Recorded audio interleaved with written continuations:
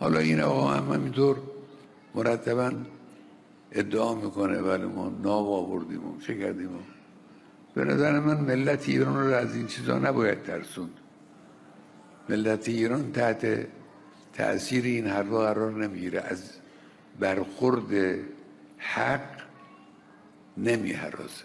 ما شروع کننده نیستیم، ما به کسی ظلم نمیخوایم بکنیم، به کشوری حمله نمیخوایم بکنیم، اما در مقابل اون کسی که طمع داشته باشه حمله بخواد بکنه، اذیت بکنه، ملت ایران مشت محکمی به او خواهد زد.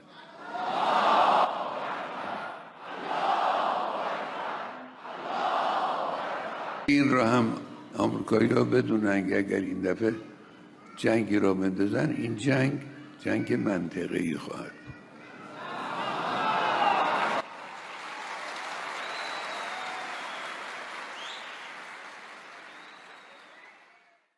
Why wouldn't he say that? Of course you're going to say that, but we have the biggest, most powerful ships in the world over there, very close, a couple of days, and hopefully we'll make a deal. If we don't make a deal, then we'll find out whether or not he was right. Well, Cuba's a failing nation. It has been for a long time, but now it doesn't have Venezuela to prop it up. So we're talking to the people from Cuba, the highest people in Cuba. We'll see what happens. I want the people that came here that were horribly treated by Cuba to be taken care of, to be able to go back and do what they have to do. You know, they have their family there. They haven't been able to see them in years, many, many years. So I think we're going to make a deal with Cuba. It's in bad shape. Cuba's in bad shape. Cuba has a humanitarian problem. Do you support all federal Border Patrol agents and ICE wearing body cams? We'll be talking about that in the near future. Okay? But you saw my note that I put out yesterday. That was pretty, I think it was pretty conclusive. Look, we stopped crime in our country and the border is the best it's ever been. Thank you very much. I got to go to a wedding.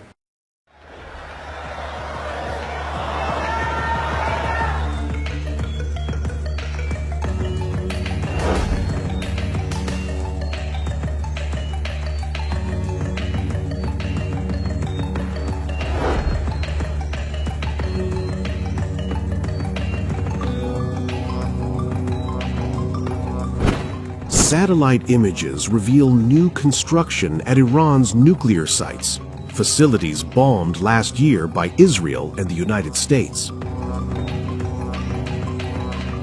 But these aren't ordinary repairs. Are they rebuilding or hiding something far more sensitive? New roofs cover damaged buildings at Isfahan and Natanz while work continues underground.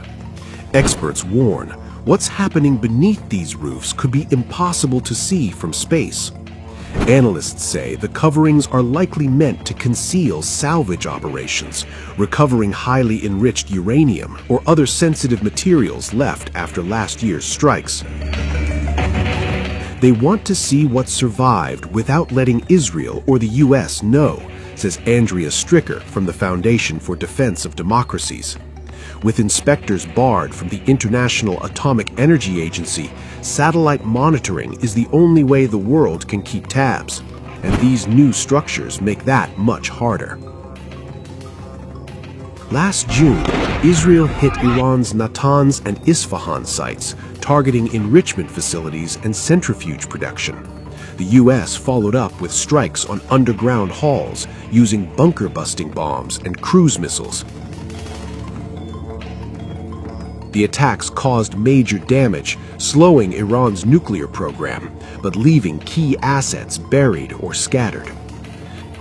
Natanz housed advanced centrifuges enriching uranium up to 60%, while Isfahan produced uranium gas used in enrichment. A third site, Fordo, remains deep underground and heavily fortified. Now, satellite images show new roofs completed over destroyed Natanz and Isfahan buildings. Excavation continues at Natanz's Pickaxe Mountain, possibly signaling a new underground nuclear facility. Tunnels near Isfahan are being reinforced and reopened, while dirt is being filled into other tunnels, a defensive measure Iran used before the strikes. Experts like Sarah Burkhart of the Institute for Science and International Security say these roofs are part of an operation to recover assets or rubble without letting us know what they're getting out of there. It's not just nuclear facilities. Iran is rapidly rebuilding missile sites, including Parchin and Talegan 2, which are linked to high explosive testing for nuclear weapons. Analysts say these sites are being reinforced to resist future strikes. All this comes amid rising U.S.-Iran tensions. President Trump has repeatedly demanded that Tehran negotiate a nuclear deal or face the threat of military action. At the same time, Iran insists its program is peaceful, even as the West points out that the country retains the technical capability to pursue a nuclear weapon. New roofs, secret tunnels, and rebuilt missile sites. The world is watching, but Iran may be keeping its most critical moves hidden. The big question, is this simply reconstruction or a covert effort to recover what was thought destroyed? Breaking news. I wanted to share this social media post from Fox News stating that a U.S. fighter jet shoots down unmanned Iranian drone that was approaching USS Abraham Lincoln in Arabian Sea, U.S. Central Command spokesman says. So that is the breaking news that we are following at this hour. And I wanted to share just a little bit more information as we are learning new details. The U.S. Central Command says a U.S. Navy fighter jet shot down an Iranian drone that was approaching the aircraft carrier in the Arabian Sea. This is a post by the Associated Press sharing that information, saying that there was unclear intent. Now, in an emailed statement Tuesday, U.S. Central Command said the drone, quote, aggressively approached the aircraft carrier with unclear intent, and it continued to fly toward the ship despite de-escalatory measures taken by U.S. forces operating in international waters. The U.S. military says the shootdown also occurred within hours of another incident in which Iranian forces harassed a U.S. flagged and U.S. crewed merchant vessel that was sailing in that area. The Shahed 139 drone was shot down by an F-35C fighter jet from the Lincoln, which, according to U.S. Central Command, was sailing about 500 miles from Iran's southern coast. The military statement noted that no American troops were harmed and no equipment was damaged. Then, hours later, Iran's Islamic Revolutionary Guard Corps forces harassed the merchant vessel Stena Imperative. That's according to the U.S. military. And according to the military statement, two boats and an Iranian drone approached the ship, quote, at high speeds and threatened to board and seize the tanker. So we did want to share the very latest as we are continuing to follow this breaking news. U.S. Central Command says a U.S. Navy fighter jet shot down an Iranian drone that was approaching the aircraft carrier USS Abraham Lincoln in the Arabian Sea.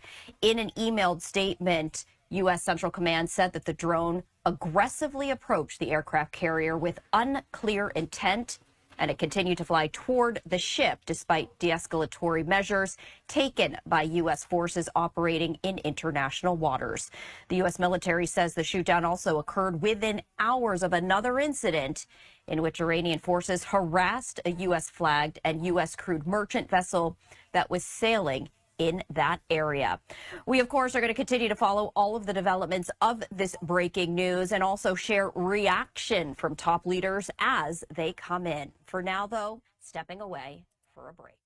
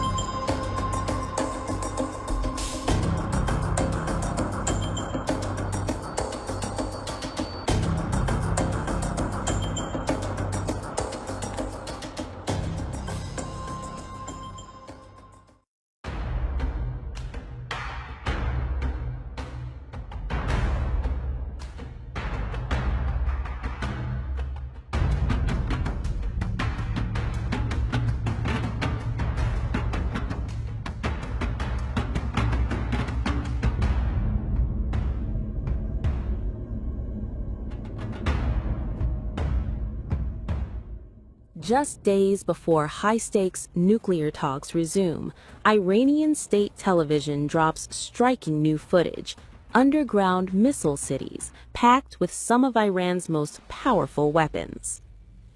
At the center of that message is one missile in particular, Khorramshahr 4, also known as Khaybar. This is not just another weapons reveal, it's a signal, timed, calculated, and aimed squarely at Iran's rivals. The Khorramshahr 4 is Iran's most advanced medium-range ballistic missile, developed by the country's Aerospace Industries Organization and operated by the IRGC Aerospace Force. First unveiled in May 2023, this missile represents the fourth generation of the Khorramshahr family, a program rooted in North Korean missile designs but heavily upgraded by Iran. Let's break down why this missile matters. Range and power. Khorramshahr 4 has a reported range of around 2,000 kilometers. That puts Israel, U.S. bases across the Gulf, and even parts of southeastern Europe within reach. But range is only part of the story. This missile can carry a massive payload, up to 1,800 kilograms, one of the heaviest warheads in Iran's arsenal. It can deliver a single high-impact warhead, cluster munitions, or potentially multiple warheads. In short, fewer missiles, more damage. Speed and survivability. Iran claims the missile reaches hypersonic speeds, up to Mach 16 outside the atmosphere and Mach 8 during re-entry. That extreme speed, combined with a maneuverable re-entry vehicle, makes interception far more difficult for missile defense systems. It's liquid-fueled, but with hypergolic propellants, allowing launch preparation in as little as 12 to 15 minutes. Fast to fire, hard to stop. The recent footage shows these missiles stored inside vast underground tunnel networks, what Iran calls missile cities. Thousands of weapons, hidden, protected, and ready to launch even after a first strike. This confirms what analysts suspected. Khorramshahr 4 is now fully operational. All of this comes amid rising U.S.-Iran tensions in early 2026. Nuclear talks are restarting in Oman. Washington wants limits, not just on nuclear activity, but missiles, proxies, and regional aggression. And the backdrop? A 12-day war with Israel in 2025, increased U.S. military deployments, and open warnings from Tehran that any conflict would target U.S. allies, especially Israel. Iran says this is deterrence, not preparation for immediate war, but the message is unmistakable. We are armed, we are protected, and we can strike back hard. For now, analysts see this as leverage at the negotiating table, but in a region already on edge, displays like this raise one dangerous risk: miscalculation. And in today's Middle East, that's a risk no one can afford.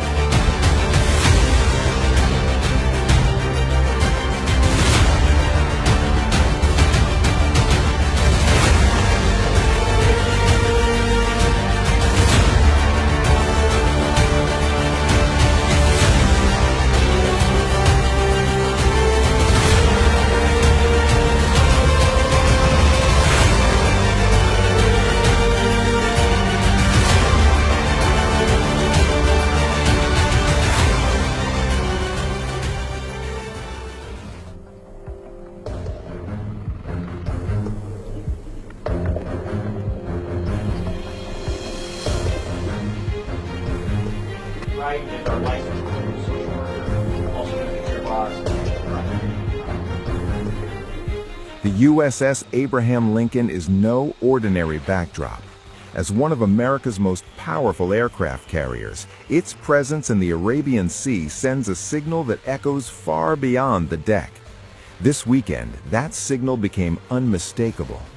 U.S. Central Command Chief Admiral Brad Cooper visited the carrier alongside President Trump's lead Iran negotiators, Special Envoy Steve Witkoff and Jared Kushner.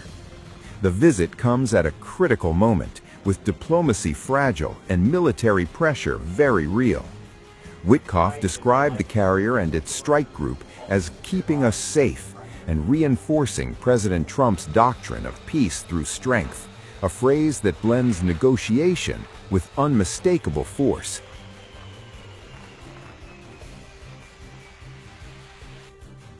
The timing is no accident. Just days earlier, U.S. and Iranian officials held talks in Oman. U.S. President Donald Trump described the talks as very good, confirming more discussions are planned next week. But the presence of a U.S. carrier suggests Washington may be preparing for multiple outcomes. Trump has repeatedly warned that force remains an option if Iran refuses to strike a deal. The deployment of the Abraham Lincoln and other warships underscores that warning. Diplomacy backed by firepower. Gulf Arab states fear that any military confrontation with Iran could spiral quickly, dragging the region into a wider conflict. Memories of last year's 12-day Israel-Iran war remain fresh. Iran, meanwhile, is urging calm. Foreign Minister Abbas Araghchi says nuclear negotiations must happen without threats or tension, insisting talks will focus solely on the nuclear issue, nothing more. Adding another layer, Israeli Prime Minister Benjamin Netanyahu is set to meet President Trump in Washington this week, with Iran squarely at the top of the agenda. For now, the USS Abraham Lincoln stays on station. Diplomats talk, warships wait, and the region watches every move, knowing the balance between negotiation and confrontation has rarely felt this thin. A chilling warning has erupted from the highest levels of Iran's military command. Tehran says any strike on Iranian soil will not be limited, controlled, or contained. It will spread, it will escalate, and it will ignite a chain reaction across the Middle East. As U.S. forces surge into the region, Iran is drawing a hard red line, signaling that the next move could shatter fragile balances, redraw security maps, and push the region toward a confrontation with consequences far beyond a single battlefield. The warning is clear. The stakes have never been higher. Iran's top military commander has issued one of the strongest warnings yet amid rising regional tensions. In a message marking Iran's Air Force Day, Chief of Staff Major General Abdul Rahim Musavi said any military action against the Islamic Republic would end in what he called absolute and strategic defeat for Iran's enemies. The language was blunt. Musavi warned that even a limited strike would not remain localized. Instead, he said it would expand into a broader regional conflict, spreading instability far beyond Iran's borders and dragging in multiple actors across the Middle East. The warning comes as U.S. forces surge into the region, deploying additional air and naval assets and openly signaling readiness for potential action. Iranian officials see those moves not as deterrence, but as preparation. Musavi emphasized that Iran's Army Air Force plays a central role in what Tehran calls active deterrence. He said the force has undergone continuous modernization and now stands at its highest level of operational readiness, capable of responding rapidly to any threat or miscalculation. According to Iran's military leadership, that readiness is not symbolic. Musavi stressed that Iran's response would be decisive and coordinated across all branches of the armed forces, designed to impose what he described as heavy and irreparable costs on both attackers and their supporters. The warning also references recent history. Iranian officials point to what they describe as a 12-day Israeli-American confrontation earlier this year, arguing it reshaped their defensive calculations and reinforced the need for heightened readiness across the military. Iran's supreme leader, Ayatollah Ali Khamenei, has echoed similar warnings in recent days, saying any U.S.-initiated war would quickly spiral into a region-wide confrontation, one Washington would not be able to control. This gentleman keeps claiming that we have brought warships to the region and done this or that. I think you shouldn't scare the Iranian nation with such things, as it won't be affected by such remarks. It doesn't fear rightful confrontation. We are not the instigators, and we do not seek to attack any country. But the Iranian nation will deliver a firm blow to anyone who attacks or harasses it. The Americans must be aware that if they wage a war this time, it will be a regional